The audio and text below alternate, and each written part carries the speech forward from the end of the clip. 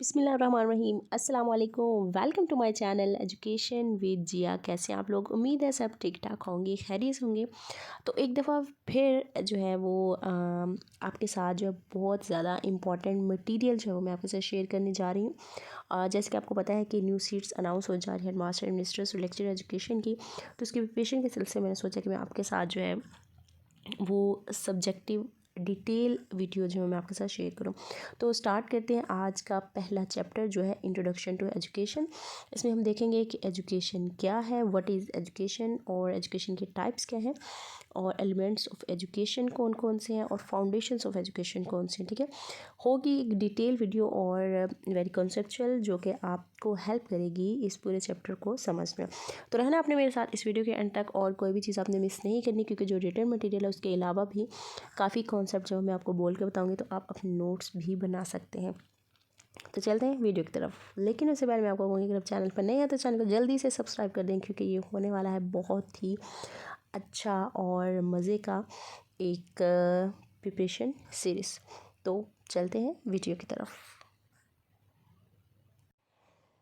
जी, सबसे पहले तो एजुकेशन क्या है। एजुकेशन का जो वर्ड है वो ड्राइव हुआ है लैटिन वर्ड से। ठीक है, अच्छा अब यहाँ पे कुछ चीज़ें जो आपको नज़र आएंगी वो थोड़ी बहुत मिस्टेक, स्पेलिंग मिस्टेक आपको नज़र आएंगी, तो आपने उसको अवॉइड करना है। ठीक है, वो अब मुझे नज़र आ रही है कि क्या मिस्टेक है। तो यहाँ पे लैटिन का जो वर्ड है वो LATIN है, ओ लिखा गया है। ठीक है, तो एजुकेशन का जो वर्ड है बेसिकली जो आपने चीज़ याद रखनी वो है कि एजुकेशन का वर्ड लैटिन वर्ड से ड्राइव हुआ है। ठीक है, तो ये क्वेश्चन आ जाता होता है, MCQs पूछे जाते हैं। और वो लैटिन वर्ड कौन से हैं? एजुसियर है और एजुकेयर है। ठीक है, अब एजुसियर जो है इसका मतलब होता है, ये मैं आपको बताती हूँ। एजुसियर का मतलब होता है to lead out. To lead out का मतलब क्या है, यानी कि बच्चे के अंदर जो इन्नीट कैपेबिलिटीज़ हैं, ये जो भी उसके अंदर सलाहियतें हैं, उसको हम एजुकेशन के ज़रिए से बाहर लेके आए। ठीक है, उसके बाद है जी एजुकेयर। एजुकेयर का जो वर्ड है ये भी लैटिन वर्ड है, जिसे एजुकेशन जो वो ड्राइव हुआ, इसका मतलब होता है टू नरिश या फिर टू ब्रिंग अप, यानी कि बच्चे की जो है वो हमने परवरिश करनी है एजुकेशन के ज़रिए से। ठीक है, तो एजुकेशन के ज़रिए से हम बच्चे की जो इनर कैपेबिलिटीज़ उनको हम ड्रा आउट कर सकते हैं, लीड आउट कर सकते हैं, और उन बच्चे को हम जो है वो ब्रिंग अप कर सकते हैं। ठीक है, तो यहाँ पे जो चीज़ आपने याद रखनी है, एक तो ये कि एजुकेशन का जो वर्ड है वो लैटिन वर्ड से ड्राइव हुआ है, और वो लैटिन वर्ड कौन से? Educere, it means to lead out, और एजुकेयर मीन्स टू नरिश या फिर टू ब्रिंग अप। अब नेक्स्ट चलते हैं कि एजुकेशन की डेफिनेशन। अच्छा, अब एजुकेशन की जो डेफिनेशन है वो आप पे डिपेंड करती है कि आप कौन सी याद करते हैं। आप किसी भी जो है वो अपने पसंद के जो भी एजुकेशनिस्ट हैं उसकी डेफिनेशन ले सकते हैं। ये जनरल डेफिनेशन भी आप कर सकते हैं। ठीक है, education is the education of knowledge, habits and skills in A school, college, university setting. ठीक है, अब यहाँ पे मैंने जॉन डेवी की एक रैंडमली एक मैंने डेफिनेशन ऐड कर दी, आप किसी के भी कर सकते हैं, लेकिन आपको जो है एग्जैक्ट किसी एजुकेशनिस्ट की डेफिनेशन पता होनी चाहिए तो ज़्यादा बेस्ट होता। ठीक है, अब यहाँ पे जॉन डेवे हैं। जॉन डेवे जो कि एक प्रैग्मेटिज्म है, ठीक है, इन्होंने प्रोग्रेसिविज्म की फ़िलासफ़ी थी, तो लर्निंग बर्निंग पे बिलीव करते हैं। तो इनके मुताबिक एजुकेशन क्या है? Education is the development of all those capacities in the individual which will enable him to control his environment and fulfil his responsibilities. इनके एजुकेशन क्या है? एजुकेशन जो है वो किसी भी जो इंडिविजुअल है उसके अंदर ऐसी कैपेसिटीज़ या ऐसी सलाहियतें पैदा करती है जो कि उसको इन्वायरमेंट को कंट्रोल करने के काबिल बनाती है और उसको ज़िम्मेदारियों को पूरा करने के काबिल बनाती है। ठीक है, यानी कि जब एक इंसान एजुकेशन हासिल कर लेता है तो इन्वायरमेंट को वो कैसे कंट्रोल करेगा, ये नहीं कि उसको पता है क्या चीज़ ठीक है क्या चीज़ गलत है, तो उस हिसाब से उसने अपनी जो भी उसके पास नॉलेज है, जो भी उसके पास एजुकेशन है, उस हिसाब से उसने इन्वायरमेंट को कैसे कंट्रोल करना है, कैसे चीज़ों को लेके चलना है, क्या चीज़ ठीक है क्या चीज़ गलत है, क्या उसके लिए फ़ायदेमंद है।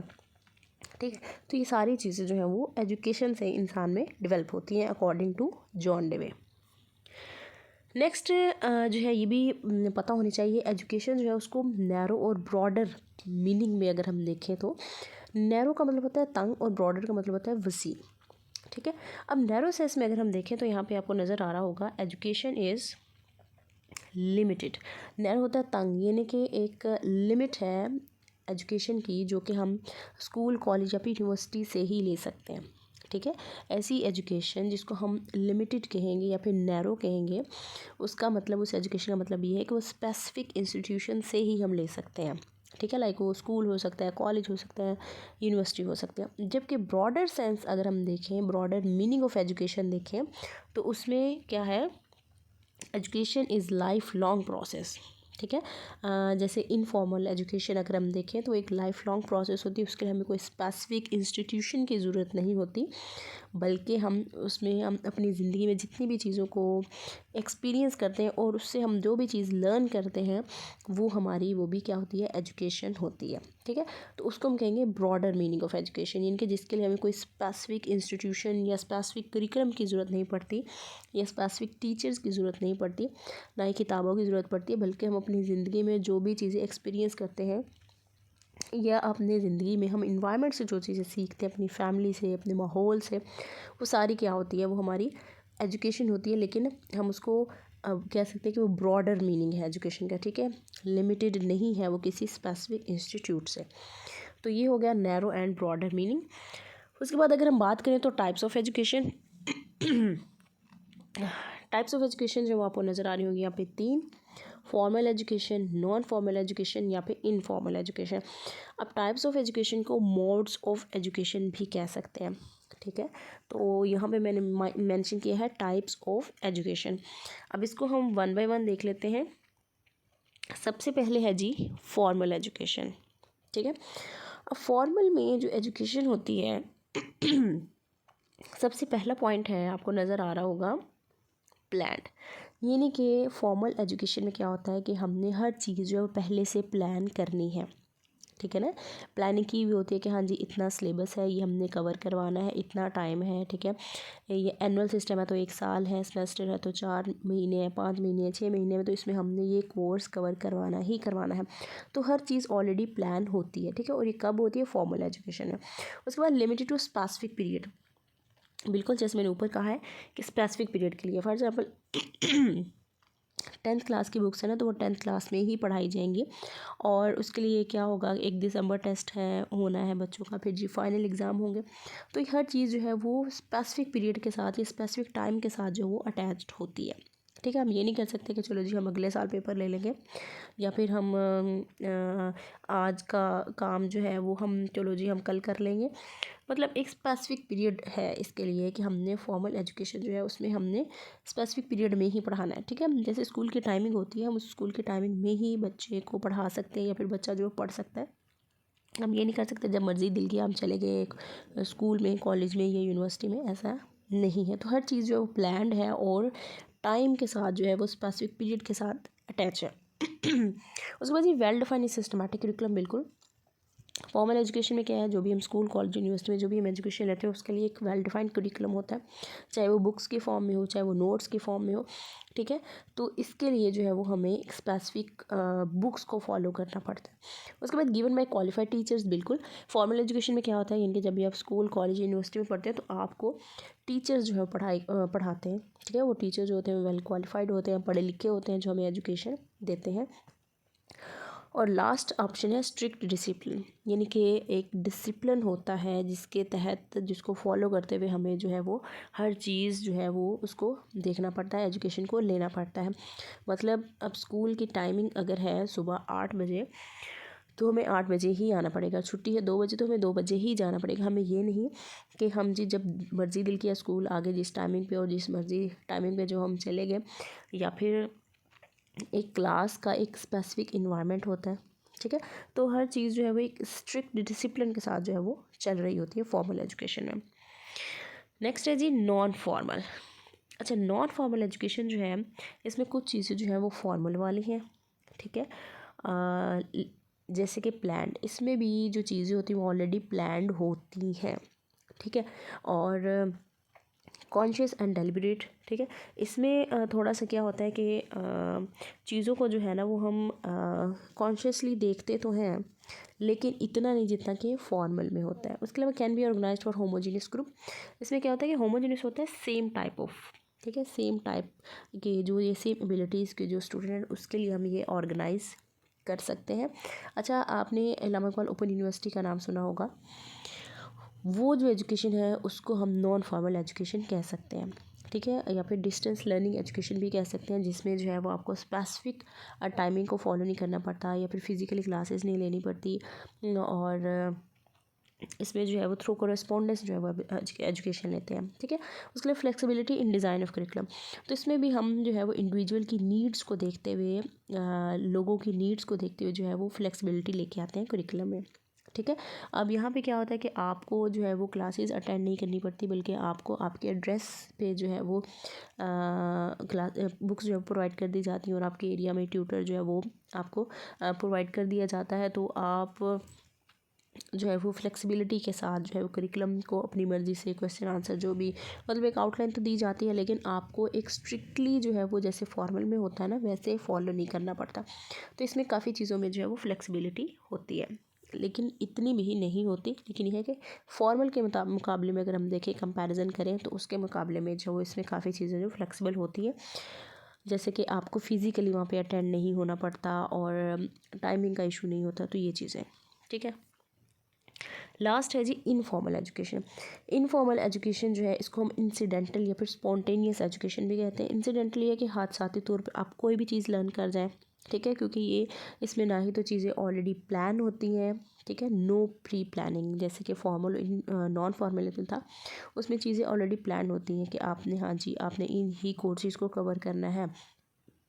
जबकि इनफॉर्मल में कोई किताब नहीं होती, कोई टीचर्स नहीं होते, और ना ही कोई टाइम टेबल होता है, और ना ही कोई फिक्स करिकुलम होता है, ठीक है। तो इनफॉर्मल एजुकेशन जो भी हम अपनी आप कह लो कि बर्थ से डेथ तक जो भी हम एजुकेशन लेते हैं वो इनफॉर्मल एजुकेशन होती है। ये हम कहीं से भी सीख सकते हैं, इसके लिए हमें किसी स्पेसिफिक क्वालिफाइड बंदे की ज़रूरत नहीं होती। हम अपने एक्सपीरियंस से, हम अपनी फैमिली से, अपने इन्वायरमेंट से, अपनी सोसाइटी से, मीडिया से, जो कुछ भी हम सीखते हैं, that will be called informal education, ठीक है। अच्छा, लास्ट में मैंने लिखा है मे बी नेगेटिव एजुकेशन। अब नेगेटिव एजुकेशन क्यों?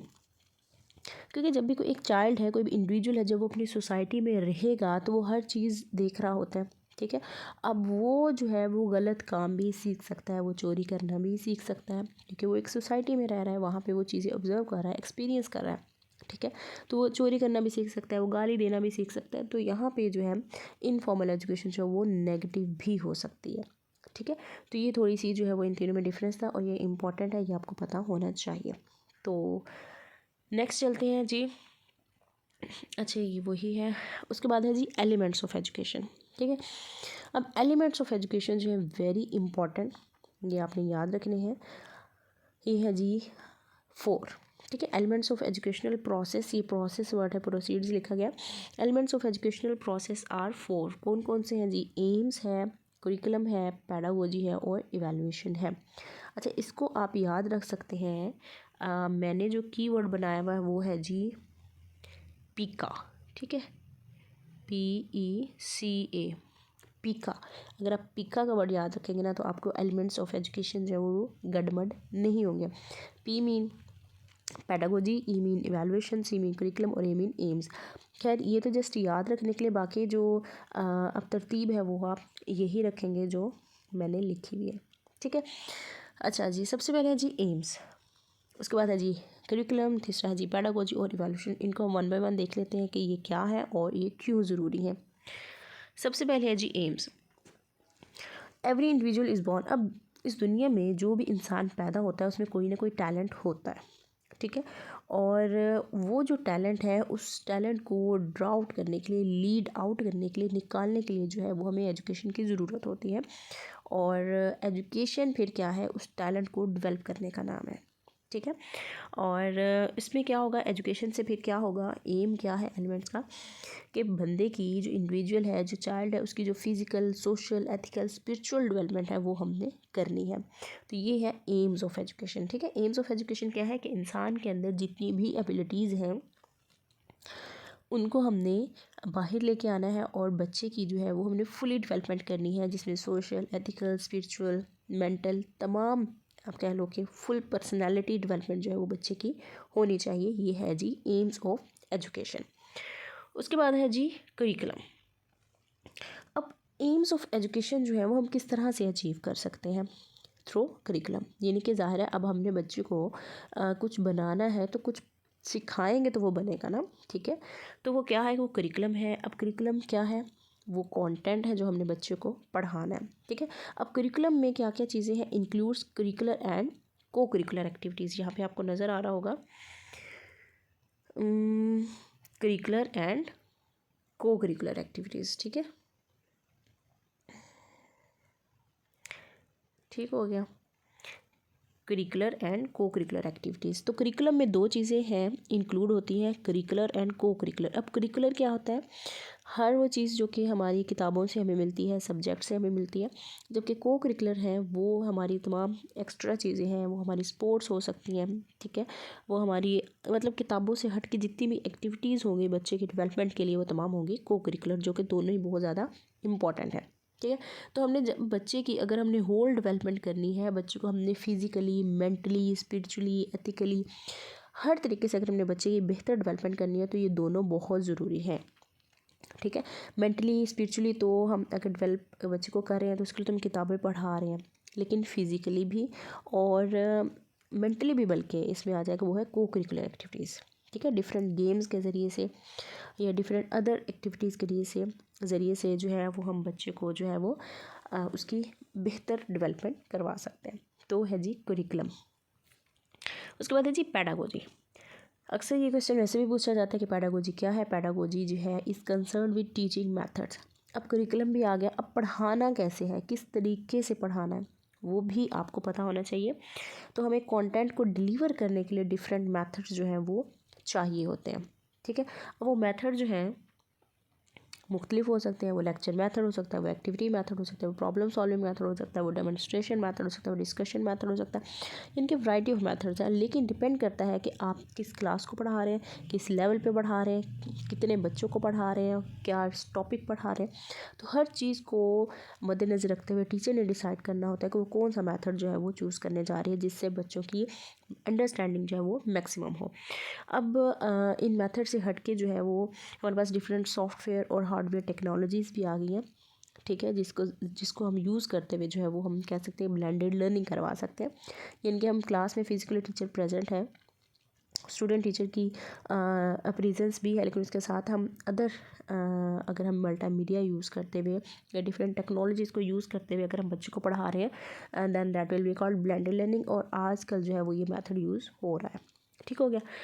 उसके बाद लास्ट है जी इवैल्यूएशन। एलिमेंट्स ऑफ एजुकेशन में देखें तो लास्ट है इवैल्यूएशन। इवैल्यूएशन होता क्या है, evaluation is concern with knowledge the value of anything. यानी कि हमने किसी भी चीज़ की वैल्यू या वर्थ देखनी है तो उसके लिए हम क्या करते हैं, इवैल्यूएट करते हैं, इवैल्यूएशन करते हैं। अब एजुकेशन प्रोसेस में क्या करना होता है, हमने हर चीज़ को इवैल्यूएट करना है, ठीक है ना। Different things like content, methods and student performance. अब हमने बच्चे को जो है हमारा एम था बच्चे की डेवलपमेंट करनी है और वो हमने फिर करिकुलम पढ़ाया। अब कैसे पढ़ाया, डिफरेंट मेथड्स के ज़रिए से। अब इवैल्यूएशन सबसे लास्ट पे है। अब इसका काम क्या है कि हमने जो एम था एजुकेशन का, क्या हमने उसको अचीव कर लिया है, क्या बच्चे की डेवलपमेंट हुई है, और करिकुलम जो हमने पढ़ाया है क्या वो करिकुलम पढ़ा के बच्चे की वैसी डेवलपमेंट हुई है जैसा कि हम चाहते थे, ठीक है। उसके बाद ये जो मेथड्स हमने यूज़ किए हैं क्या वो मेथड बेहतर थे, क्या उन मेथड से बच्चों को सही समझ आई है या नहीं आई, क्या हमें मेथड चेंज करने की ज़रूरत है। यानी इन हर चीज़ को जो हम इवैल्यूएट करेंगे और एट द एंड जो है वो फाइनलाइज़ करेंगे कि नेक्स्ट टाइम हमने क्या चेंजिंग लेके आनी है। हमने अपने एम्स ऑब्जेक्टिव्स चेंज करने हैं, हमने करिकुलम को चेंज करना है, हमने कंटेंट को चेंज करना है, हमने मेथड्स को चेंज करना है। तो इन सारी चीज़ों को जो है वो हम फाइनली डिसाइड करेंगे आफ्टर इवैल्यूएशन और नेक्स्ट जो है वो हम चेंजिंग लेके आएंगे इन सब में। तो ये तमाम एलिमेंट्स जो है वो बहुत ज़्यादा इंपॉर्टेंट हैं, ठीक है। तो ये अपने चारों याद रखने हैं। तो जी इसके बाद है जी फाउंडेशंस ऑफ एजुकेशन, वो आपको नज़र आ रही हैं, चार हैं। फ़िलासफ़िकल है, साइकोलॉजिकल है, हिस्टोरिकल है और सोशियोलॉजिकल है। इन चारों को हम वन बाय वन देख लेते हैं, ये भी आपने याद रखनी, ये बहुत ज़्यादा इम्पॉर्टेंट है। सबसे पहले है जी फ़िलासफ़िकल। अब इसमें क्या होता है कि हमने इसमें जब एजुकेशन को या करिकुलम को जब हमने डेवलप करना है तो हमने देखना कि हर मुल्क में जो डिफरेंट फ़िलासफ़ी को फॉलो किया जाता है।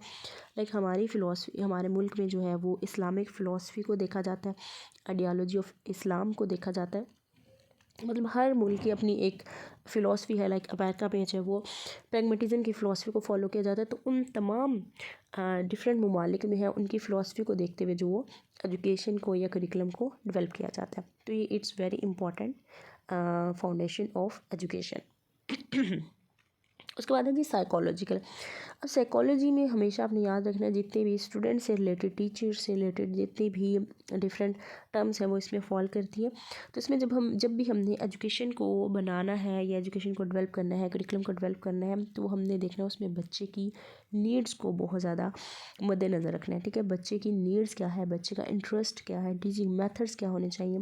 तो इन सारी चीज़ों को देखते हुए हमने साइकोलॉजिकल फाउंडेशन जो है वो हमने देखनी है ड्यूरिंग करिकुलम डेवलपमेंट। ठीक है, इनकी ड्यूरिंग एजुकेशन।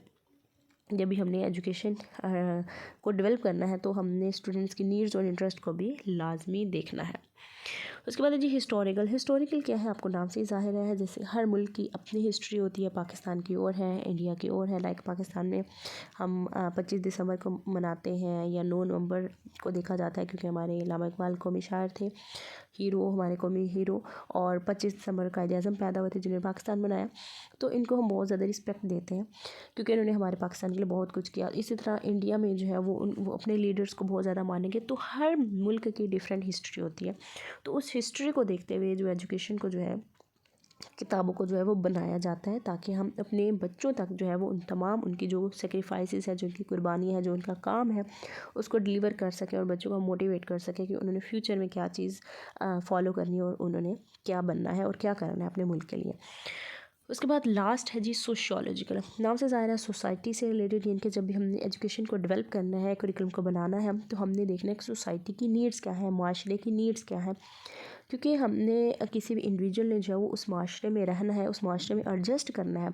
तो उस बच्चे को उस माशरे में एडजस्ट करने के लिए उनकी वहाँ की जो भी कल्चर है, जो रवायात हैं, जो रस्मात हैं, जो भी वैल्यूज़ हैं, उसको फुलफ़िल करना होगा। ठीक है, लाइक इस्लामिक वैल्यूज़ क्या हैं कि सच बोलना है, झूठ नहीं बोलना, किसी को गाली नहीं देनी, किसी का कत्ल नहीं करना। तो ये तमाम वैल्यूज़ हैं जो कि इस्लाम के वैल्यूज़ हैं। तो हमारे मुसलमान कंट्री में इन सारी चीज़ों को देखा जाता है। तो ये हमारी सोसाइटी की नीड्स है। तो हमारे पाकिस्तान में इस सोसाइटी की नीड्स को फुलफ़िल करने के लिए हमारे बच्चे को भी वैसी ही एजुकेशन देनी पड़ती है। तो ये सारी चीज़ें ही जब सोशियोलॉजिकल फाउंडेशन से जब हम बनाएंगे एजुकेशन को, करिकुलम को, तब ही जो है एक वेल बैलेंस्ड पर्सनालिटी जो है बच्चे की डेवलप हो सकेगी। तो ये चारों ही जो फाउंडेशंस हैं वो बहुत ज़्यादा इम्पॉर्टेंट है अपनी अपनी जगह। और जी, इसके साथ ही मुझे उम्मीद है कि आपको चीज़ें समझ आ गई होंगी। मैं एक दफ़ा ब्रीफली जो है वो एक दफ़ा फिर आपको बता देती हूँ कि हमने क्या क्या देखा।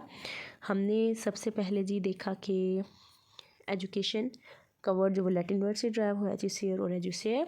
उसके बाद जॉन डेवी की डेफिनेशन देखी है। उसके बाद हमने नैरो ब्रॉडर मीनिंग देखा है। और हमने टाइप्स ऑफ एजुकेशन देखी जो कि 3 है, फॉर्मल है, नॉन फॉर्मल है और इनफॉर्मल है।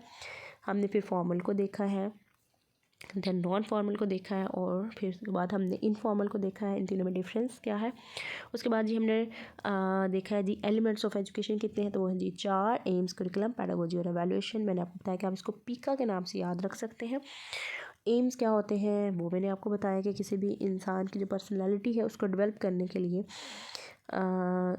उसको डेवलप करना ही है क्या है, एजुकेशन का एम है।